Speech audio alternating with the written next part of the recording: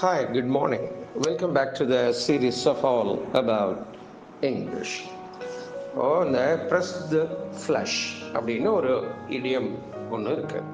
இது என்னன்னா கையை அழுத்துறது, சதையை அழுத்துறது அப்படின்னு நேரடியாக அதுக்கு பொருள் கொள்ள முடியாது.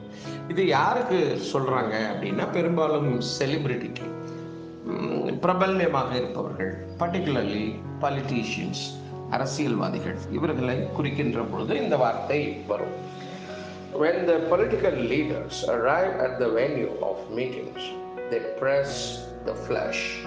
That means they greet ordinary people by shaking hands with them in order to show their intimacy and closeness with them. இதுதான். இப்போ ஒரு பிரபலமானவர் வர கூட்டத்தை பார்த்து கையசைக்கிறார், கை கொடுக்கிறார், இந்த மாதிரிலாம் பண்ணுறாங்கல்ல, அது ஒட்டுமொத்தமாக எல்லா ஆக்டிவிட்டிக்கும் சேர்த்து ப்ரெஸ் த ஃப்ளஷ் என்கின்ற இந்த இடியோமேட்டிக் எக்ஸ்பிரஷன்னால் அதை குறிக்கலாம். ஸோ ப்ரெஸ் த ஃப்ளஷ் அப்படின்னா தமிழில் சொல்லணும்னா கையசைத்தார், கை குலுக்கினார், இது போல. இது பெரும்பாலும் பிரபல்யமானவர்களுக்கு, அரசியல்வாதிகளுக்கு சொல்லக்கூடிய வார்த்தை. மீண்டும் நாளை வேறு பதிவில் சந்திப்போம்.